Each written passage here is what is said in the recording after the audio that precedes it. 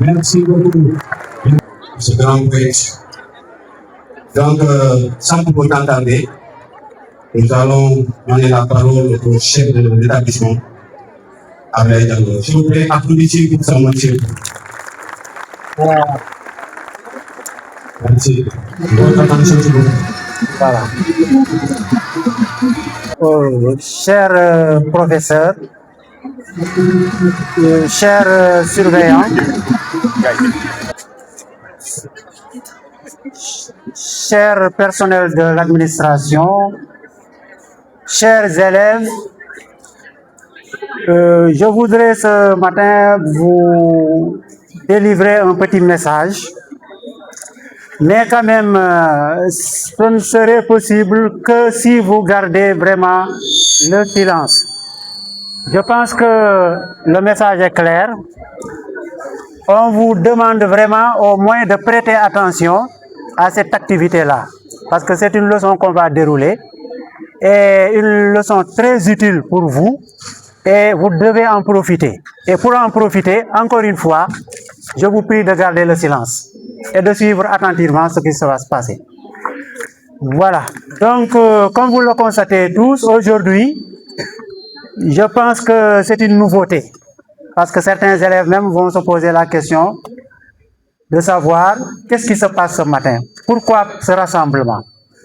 Sachez que nous avons reçu avant-hier, il y a 3 jours, une note de service venant du ministère de l'Éducation nationale qui demande à tous les établissements privés et publics, à toutes les écoles du Sénégal, de dérouler le 1er décembre une activité portant sur les tirailleurs sénégalais.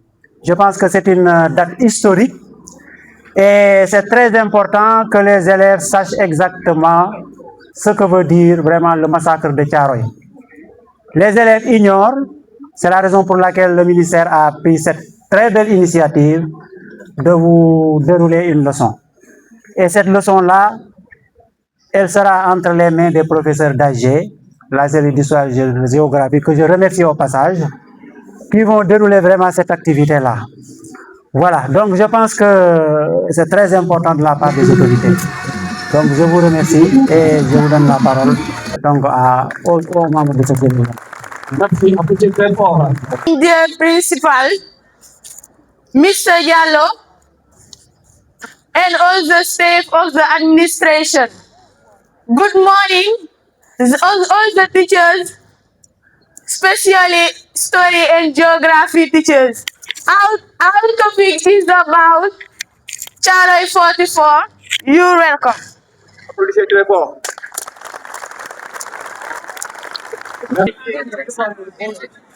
After the war, there was discrimination between the African soldiers and the white French. They fought in the cell,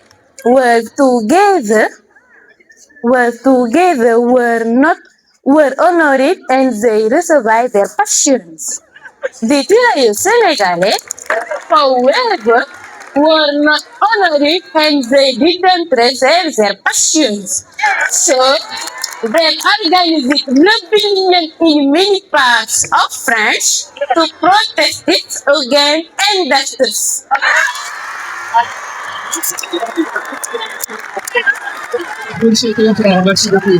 Merci beaucoup, madame. Allez donc, après-midi, on va... Et la fille qui va aider.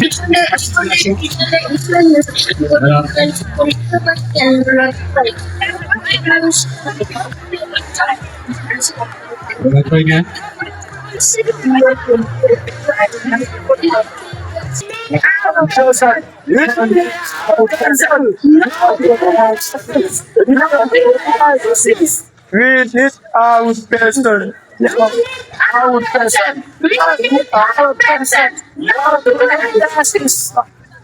person.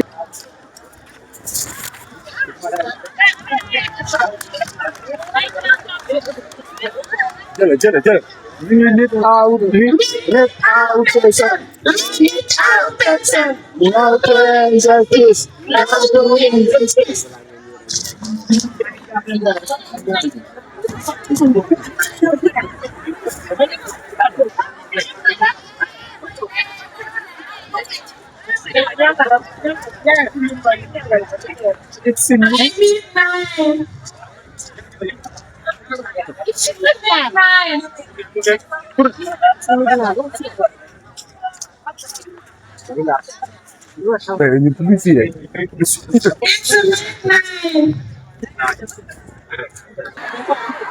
Silence, s'il vous plaît. It's 3 AM.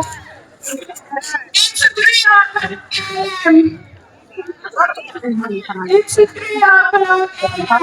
It's 3 AM. Il est 3 heures du matin. Hein, donc, on va voir de ce lieu qui va se passer. C'est la même frontière. La même frontière. La même frontière.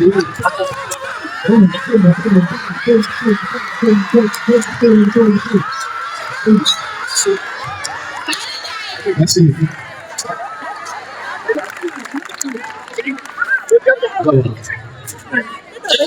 Army transported all the African soldiers to Chare and military camp next Dada.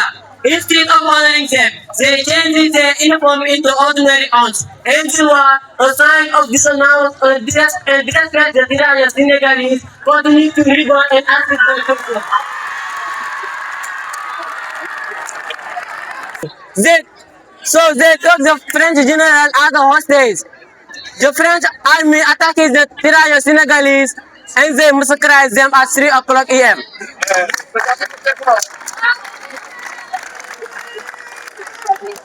Bonjour tout le monde, merci Mouchéad.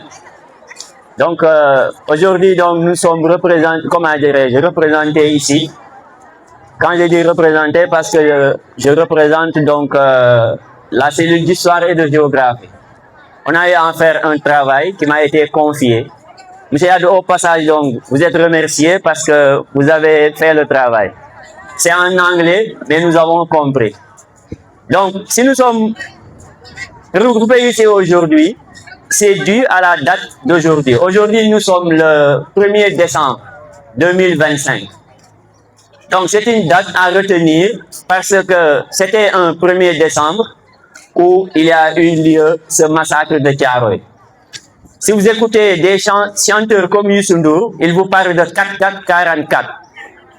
Vous avez entendu cette chanson-là? 44-44, c'est notre histoire. Donc, c'est pas des chansons qu'on écoute comme ça en ayant le cœur, mais on doit les écouter en ayant le cœur meurtri, parce que c'est des moments de l'histoire que nous ne devons pas oublier.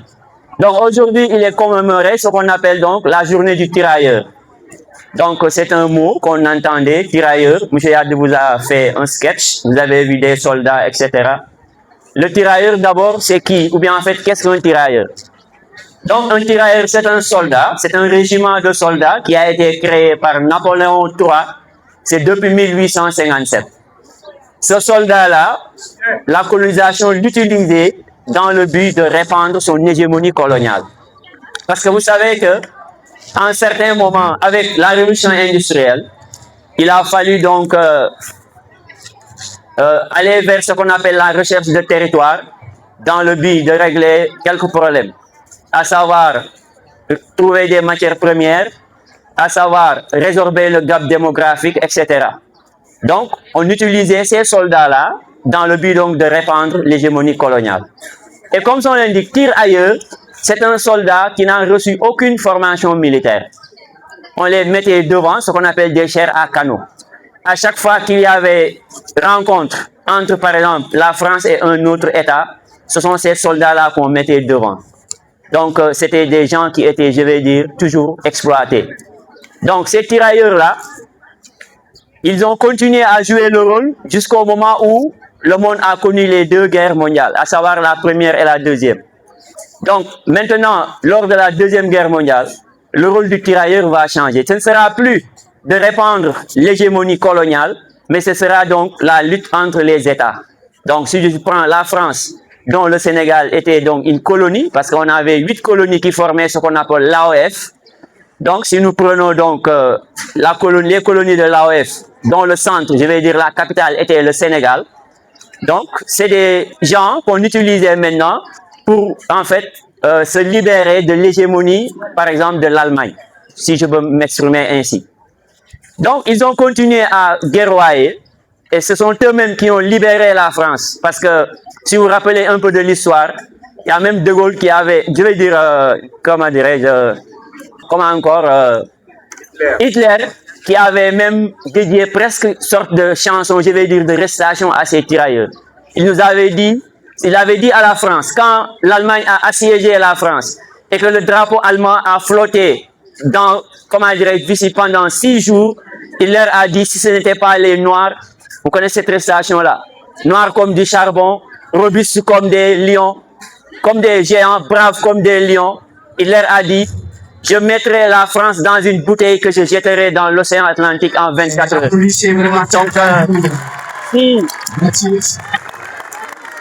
Donc, À nos grands-pères noirs, vraiment, on est fiers vraiment d'être noirs. Merci. donc, You are proud of being black. ces soldats-là qui ont joué un rôle primordial, autrement dit, qui ont libéré la France donc de l'Allemagne, ils n'avaient pas été traités comme les Français. Ce qui a fait à un certain moment, quand la guerre est terminée, donc tous ces soldats qui étaient de la sous-région, parce que quand on dit tirailleurs sénégalais, c'est parce que le Sénégal était la capitale de l'AOF. Mais c'est des gens qui venaient d'un peu partout, donc des 8 colonies. Il y avait des Maliens, il y avait des, etc., des Ivoiriens, etc. Mais le Sénégal était la capitale de l'AOF. On les a regroupés au niveau de Thiaroye. Thiaroye, c'est un camp militaire que vous avez à Dakar. Et comme ils l'ont dit tout à l'heure en anglais, une fois à Thiaroye, on les a retiré leurs armes et leurs uniformes.